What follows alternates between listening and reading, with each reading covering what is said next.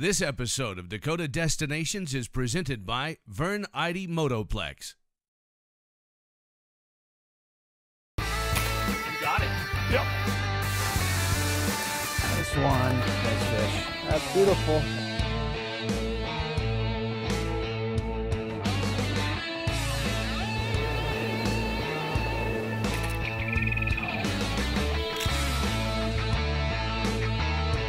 That is a beauty. Look at that one. Wow.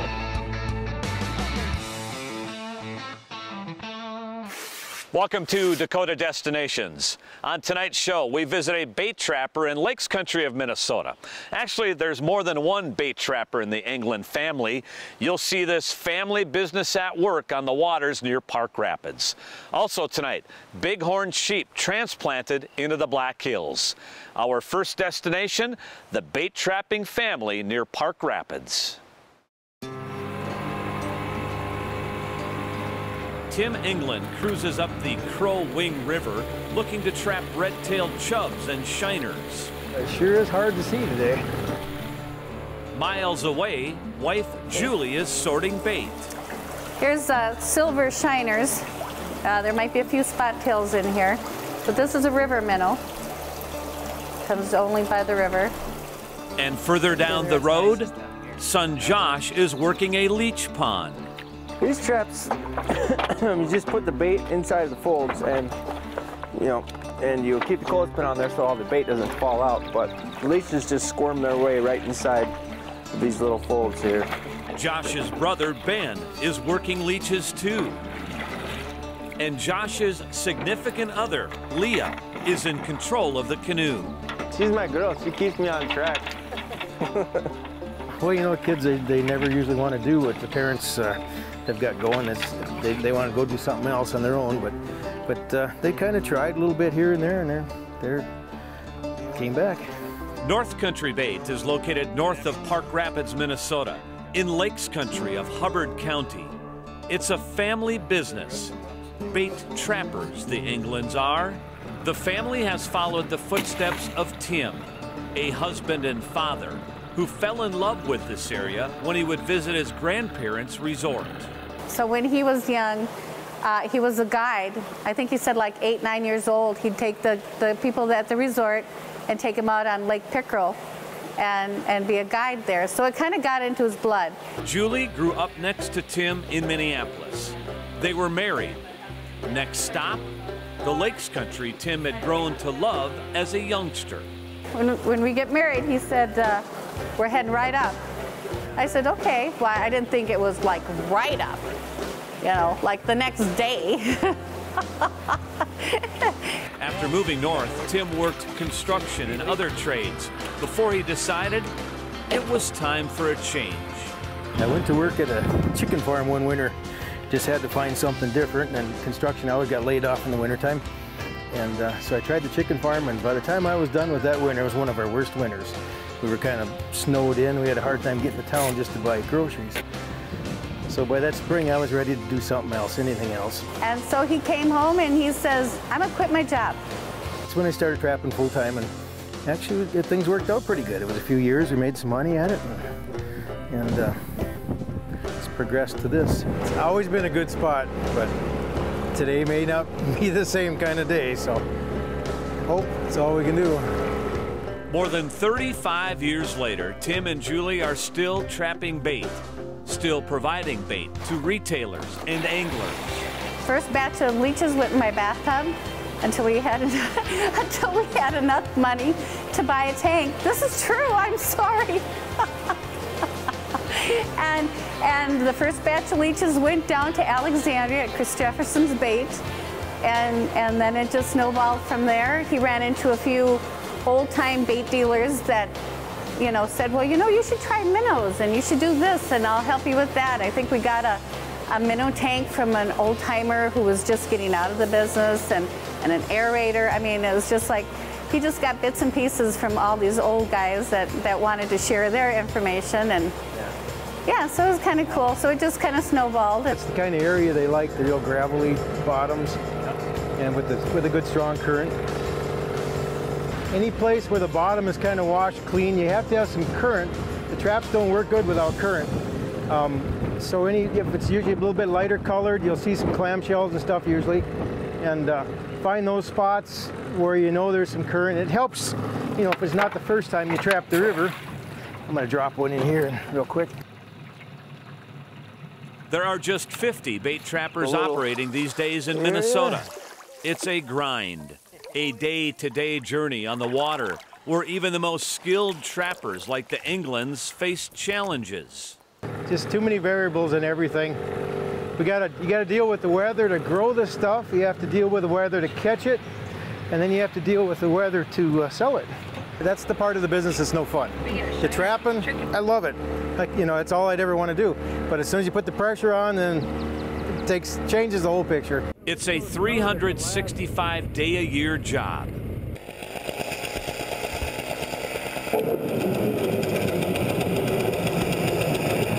When the ponds freeze over, the Englunds battle through the snow and ice, tending to their traps. They have better equipment than those early years, warmer clothes, more knowledge, and more areas to house the bait. Still, it's demanding. Balancing family life and work, more so than anything, because we don't, like I said, we don't eat supper till 10 o'clock at night, and then the phone starts ringing at 6, and so there's no time left. But it's a way of life, and the Englunds wouldn't want it any other way.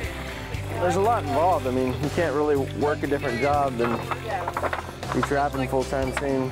Something that if you quit doing it, you'd really miss it.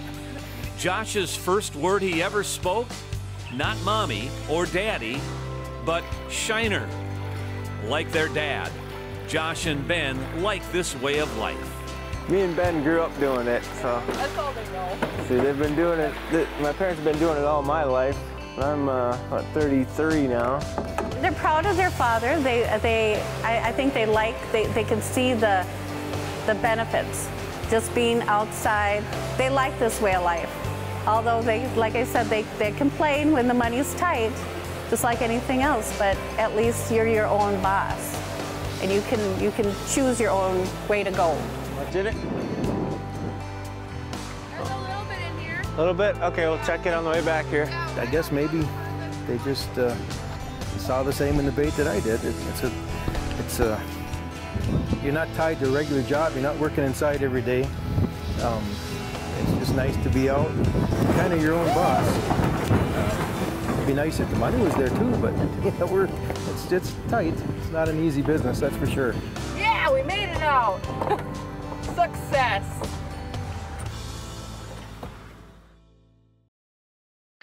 Coming up next, we'll show you some of the unique things the Englunds do to get bait into their traps. Dakota Destinations on Midco Sports Network is presented by Vern Eide Motoplex. Dakota Destinations on Midco Sports Network is presented by Vern Eide Motoplex. Welcome back. Bait trapping is a full-time job for the Englund family of North Country Bait, and through the years they've refined their trade. Let's head back to the water now and see them in action. We're at the Crow Wing River.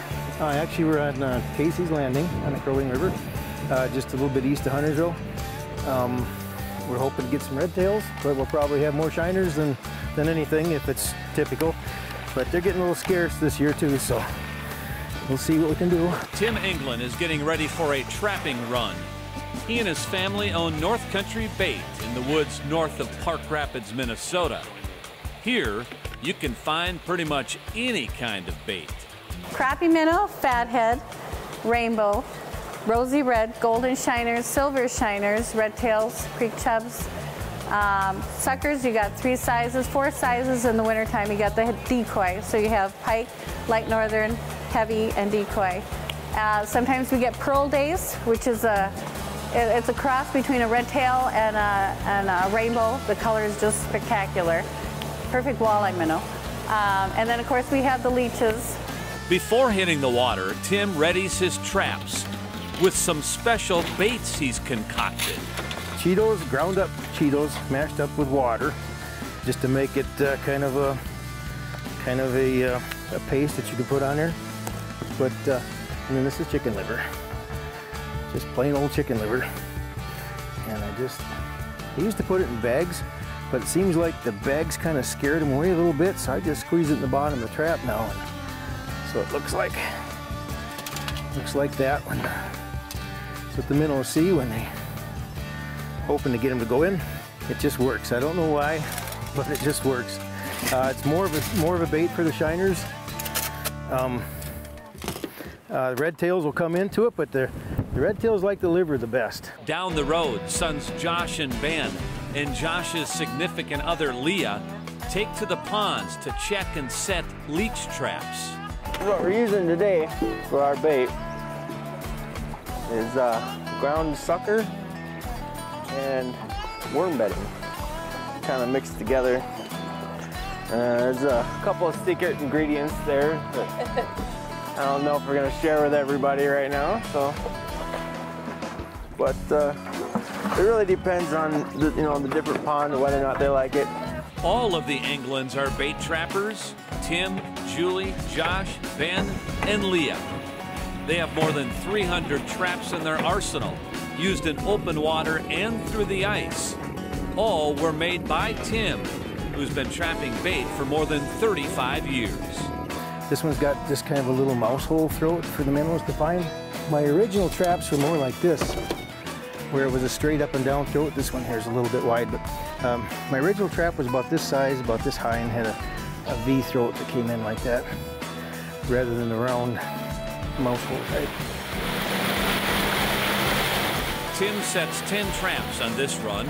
In more favorable conditions, he would set 20 on this stretch of the river. But it's a day after heavy rain. A cold front has passed through. His instincts are kicking in. It's gonna be a hard day.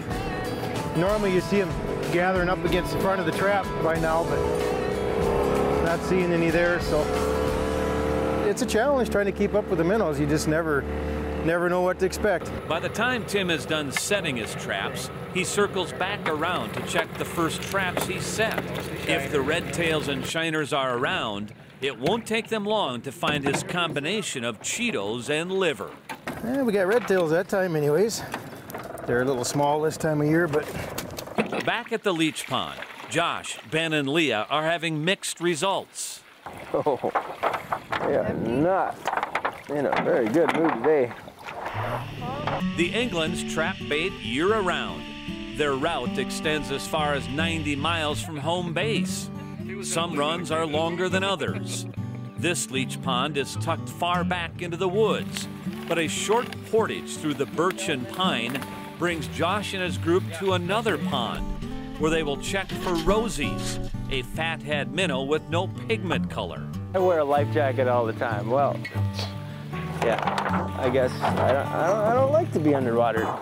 I'll do it if I'm doing it for fun, but not when I'm trapping. Day after day after day, they tend their traps. A labor of love that comes with sacrifices. It's almost like a farmer. It's milking cows constantly. You can't leave. You can't go anywhere overnight for fear that electricity might go out. You need to be there for the generator, you know, and people want bait. And they usually want it on holidays. So holidays are a really big thing, whether it's winter or summer. And so you're more busy during the time everyone else is playing. I couldn't imagine myself having an office job. Just wouldn't feel right. I gotta be out in the woods. It seems like every time I go into even Park Rapids, as small of a town it is, I get panicky. There we go, that's where they are. I said I bet they're shell. Oh yeah, that's a fatty right there. Look at that guy. Ooh, that's Trap placement, says the Englunds, is key. But then there are the variables like water temp, water levels, weather conditions, and moon phase. My big thing in the river is just to keep trying different. I'm convinced I'll find a trap someday that the minnows will just dive into, but hasn't happened yet. Julie jokes that 40 years later, she's still waiting for the honeymoon after marrying Tim, the bait trapper. Coming up next, South Dakota makes a long-distance haul for bighorn sheep. Dakota Destinations on Midco Sports Network is presented by Vern Eide Motoplex. Welcome back. Bighorn sheep are native to the Black Hills, but herds have thinned because of disease, pneumonia in most cases. Game and Fish officials recently traveled to Alberta to capture sheep and bring them back to the hills in an effort to establish a new herd. Chris Hall, South Dakota Game, Fish and Parks. Today is a day that you dream of. 24 hours from Black Hills of South Dakota. We're in Hinton, Alberta. We are here to capture and transfer 25 bighorn sheep back to the Deadwood area of South Dakota. As you can see, there's some rules that we have to play by. I've got a hard hat, safety goggles, steel-toed boots that aren't very warm, but there's sheep everywhere. We're working on 2 capture sites, hoping to get 25 sheep to bring home. We're going to take you along because it's a long ways from home, but I think it's going to be worth it. So initially we put out a call to basically all of the western states and the western Canadian provinces that have bighorn sheep. As it turns out, Alberta was really the only one with sheep available at this time.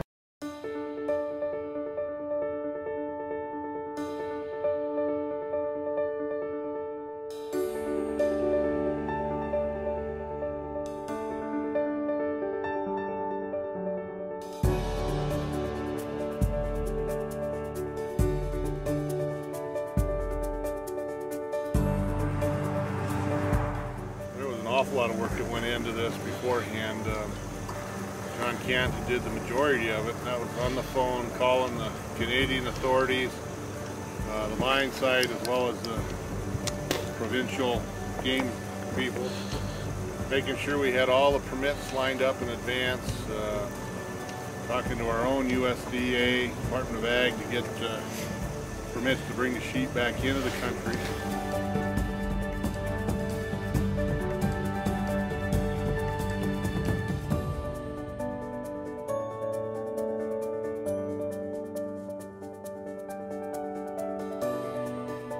What about the work at home with some of the local landowners, interested parties around that Deadwood area? That occurred even longer ago. We started talking with those local landowners in the area that we had intended to release up there near Deadwood and the Homestake Mine. We had staff basically going door to door, talking to these people, telling them what we had an idea of doing. Did they have any concerns, objections? We were surveying the area to see if there were any domestic sheep or goats there that could pose a potential disease issue. So there was a lot of that work went on prior to even contacting Alberta and, hey, can we come and get some sheep? Over 400 sheep relocated from this mine and the Greg River mine over the last 20 years.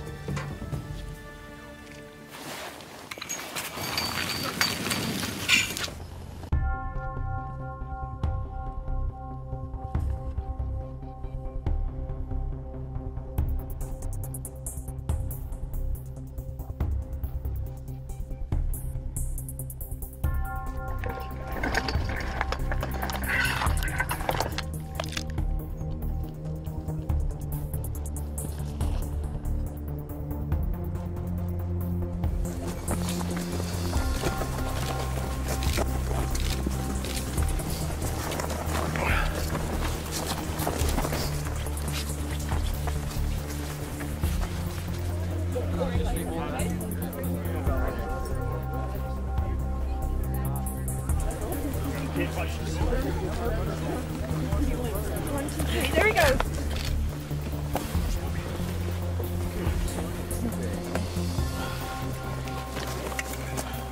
Guys, get her sternal. We're gonna be going lateral right away. So, how many we got in the trailer now? There we go. and go ahead.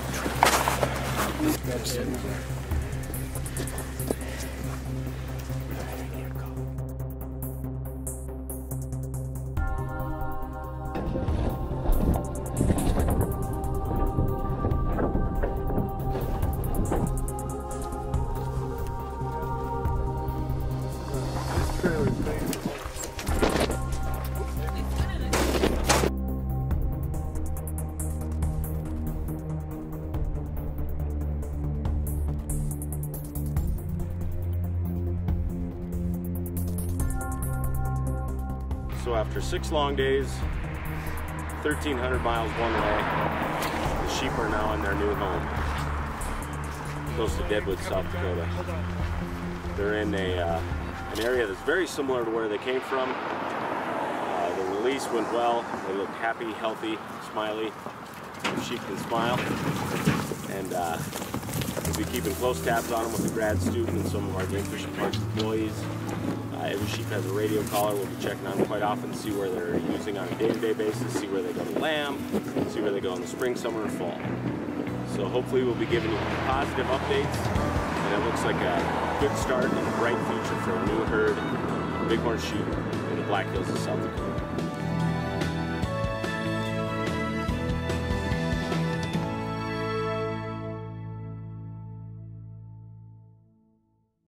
The state used money from an auction of a hunting license to help establish the herd. Coming up next week, a father-son fishing team spend time on the water introducing youngsters to the sport. Hope to see you next week here on Dakota Destinations.